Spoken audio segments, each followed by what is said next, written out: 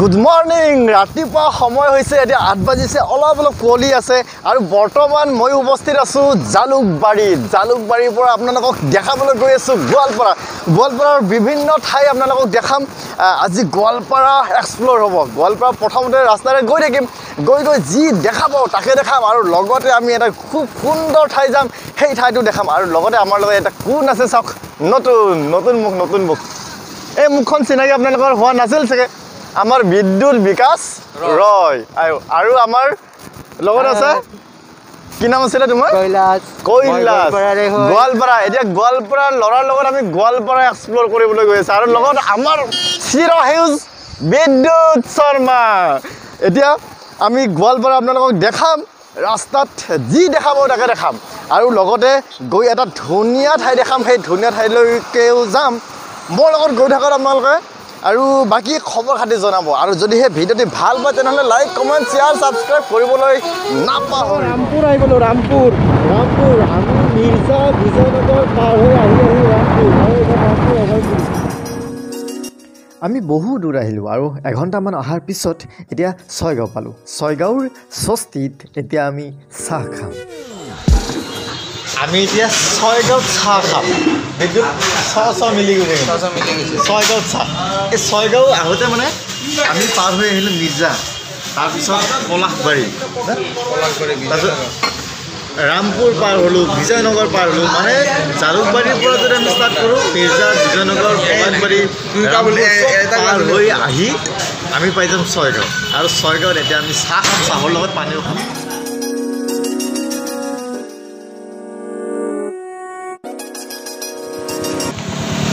মুখখন দেখা নাপালেও কথা নাই আমি আহি পাই গ'লোহি গৰৈমাৰী এইটো গৰৈমাৰী পাঞ্জাৱ নেশ্যনেল বেংক মানে আছে ইয়াতে আৰু তাৰপিছত বক্সিৰহাট 248 কিলোমিটাৰ এইখন চাওক তাৰপিছত পঞ্চৰত্ন 93 কিলোমিটাৰ দুধনৈ 53 কিলোমিটাৰ আৰু এঘণ্টামান পিছত আমি চাগে আমাৰ গন্তব্যস্থান গৈ পাম তেতিয়ালৈকে আমাৰ লগত গৈ থাকক আৰু আপুনি আমাৰ লগত এই যাত্ৰাটো কেনেকুৱা পাইছে কমেণ্ট এটা কৰি জনাবলৈ নাপাহৰিব দেই তেতিয়া আমাৰ বেছি ভাল লাগে কমেণ্ট এটা কৰি জনালে ৰাস্তা চাওক না ইমান ধুনীয়া ৰাস্তা এই ৰাস্তাত দিনটো গৈ থাকিবই মন যায় এইবিলাক মানে চৰকাৰৰ সম্পত্তি আৰু আমি তাৰ মাজে ভিডিঅ' বনাইছোঁ ফটো উঠিছোঁ মানে এইবিলাক শাল গছ এতিয়া শাল গছত আছে এইবিলাক আছে মানে শাল গছৰ মাজে শুই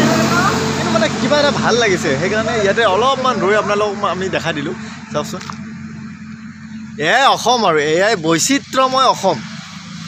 তাকেই আৰু আপোনালোকে চাই থাকক আৰু আমাৰ লগত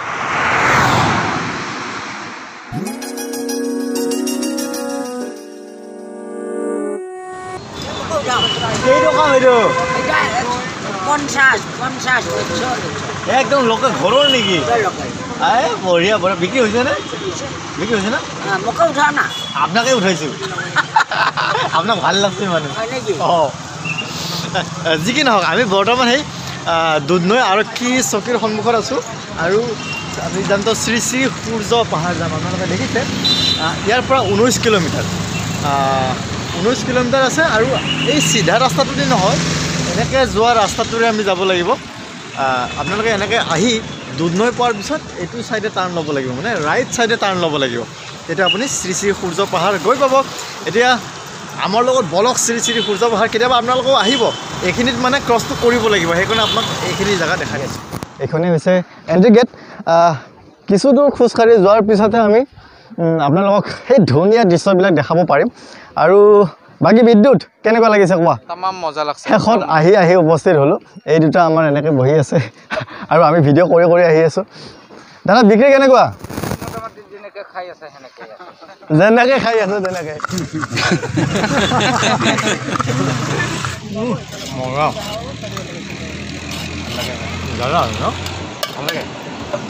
দাদা আমি গোৱালপাৰাত আহিছোঁ গোৱালপাৰাত আহি যদি আমি গোৱালপাৰা ভাষাটো শিকি নাযাওঁ অলপমান বেয়া কথা হ'ব নহয় বেয়া কথা মানে ৰাষ্ট্ৰীয় ভাষা আমাৰ সাৰা পৃথিৱীতে চলিছে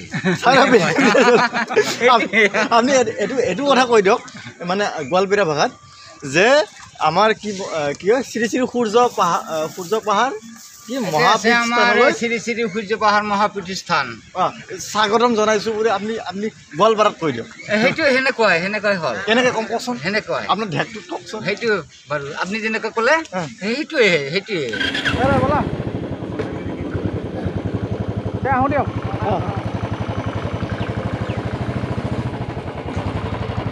শ্ৰী শ্ৰী সূৰ্য পাহাৰ মহাপীঠস্থান চুলিৰ অৱস্থা নাই ইয়াতে ধুনীয়া পাৰ্কিং প্লেচ আছে আমি গাড়ীবিলাক ইয়াতে পাৰ্কিং কৰিলোঁ এতিয়া পাৰ্কিঙৰ কাৰণে পইচা দিব লাগিব নে নালাগে সেইটো কিন্তু গম পোৱা নাই দিব লাগিব চাগে দেই পাৰ্কিং কৰিলোঁ আপোনালোকক জনাই আছোঁ দিব লাগে নে নাই গম পাম আমি ষ্টপ পাৰ্কিং ৰ'ব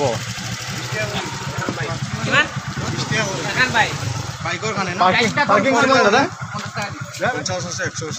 বাইকৰ কিমান অলপ আমি সোমাই আহিব লাগিব অলপ সোমাই আহি এনেকৈ বহুকেইটা মন্দিৰ আছে বুলি কৈছে ইয়াতে এওঁলোকে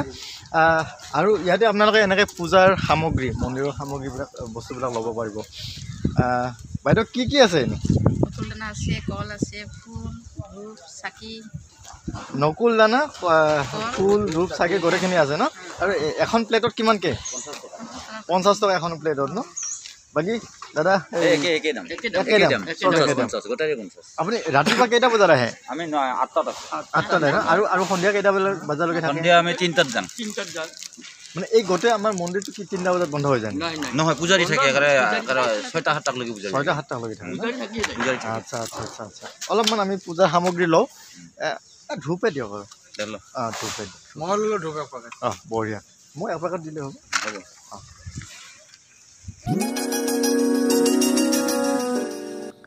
আপুনি এনেকৈয়ে পূজাৰ সামগ্ৰী লৈ হনুমান মন্দিৰৰ ফালে আগবাঢ়িব পাৰে কনষ্ট্ৰাকশ্যন চলি আছে আৰু বান্দৰৰ উৎপাত বহুত বেছি আপুনি ধুনীয়াকৈ হনুমান মন্দিৰৰ ফালে আগবাঢ়িব পাৰে আৰু হনুমান মন্দিৰত উঠিবলৈ বহুকেইটা ষ্টেপ লাগে আৰু যদিহে আপোনাৰ বয়স হৈছে তেনেহ'লে অলপমান অসুবিধা আৰু আমাৰ কাৰণে কোনো প্ৰব্লেম নাই হনুমান মন্দিৰত আপুনি সেৱা ভাগ জনাই তাৰপিছত আপুনি ছাইডত যাব পাৰিব আৰু বহুকেইটা মন্দিৰ আছে আৰু প্ৰায় 3-4 ঘণ্টা আপুনি চাবলগীয়া এটা ঠাই আমাৰ এই 10 মিনিটত শেষ কৰা সম্ভৱেই নহয় তথাপিও মই নেক্সট ভিডিঅ'ত ইয়াৰ পিছৰ অংশখিনি আনিবলৈ চেষ্টা কৰিম এই ভিডিঅ'টোত আপুনি অলপ বস্তুহে দেখা পাব মানে অলপ অংশহে দেখা পাব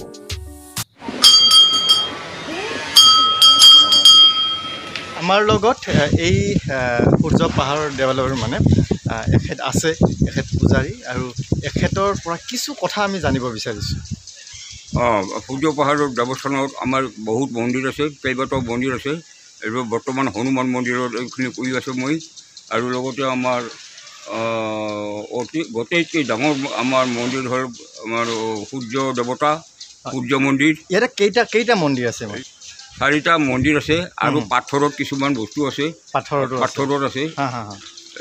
শ্ৰী দুৰ্গা ব্ৰহ্মা বিষ্ণু মহেশ্বৰ এইবিলাক নিজৰা বহুত আছে বহুত বস্তু আৰু লগতে আমাৰ গোটেই পাহাৰখনতেই আমাৰ শিৱলিংগ এটা কম 1 লাখ অৱশিষ্ট 1 লাখ শিৱলিংগ এটা কম 1 লাখ তাৰপিছত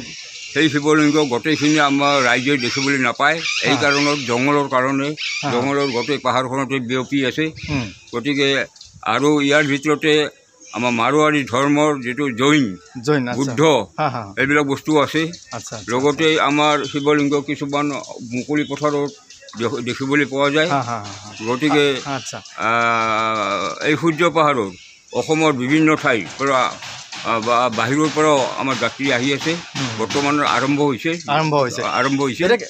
আচলতে কিমান সময়ৰ পৰা মানে কোনটো মাহৰ পৰা কোনটো মাহলৈকে বেছি যাত্ৰী হয় অক্টোবৰৰ পৰা নৱেম্বৰ ডিচেম্বৰ জানুৱাৰী ফেব্ৰুৱাৰী মাৰ্চৰ পৰা অলপ কমি যায় গতিকে এইখিনিৰ ভিতৰতে আমাৰ যাত্ৰীৰ বহুত আছে আৰু কিমান সময়ৰ পৰা কিমান সময়লৈকে আহিলে মানে যাত্ৰীসকলৰ কোনো অসুবিধা নহয় মানে সময়টো ৰাতিপুৱা 10টা বজাৰ লগে লগে আহি পাব লাগে আৰু 4টা বজাৰ বা 3:30 বজাৰ মানে তেওঁলোকে বিদায় দিব লাগে জংঘলত বাঘ সিংহ ওলাই নেকি বাঘ সিংহ নাই কিন্তু অতি পৰিতাপৰ কথা আমাৰ এই বনৰীয়া হাতী হা হা অলপ অসুবিধা কৰি আছে ৰাইজক আচ্ছা খেতি পথাৰ খাই পেলাই একেবাৰে নাশ কৰি আছে আচ্ছা গতিকে সেইটোৱে সমস্যা সেইটোৱে সমস্যা আৰু বাকী আমাৰ বাঘ ভালু একো নাই সেইটো নাই দিয়ক আপোনাক লগ পাই খুব ভাল লাগিল আৰু ইয়াৰ কিছু বিশেষত্বৰ বিষয়ে জানি খুব ভাল লাগিল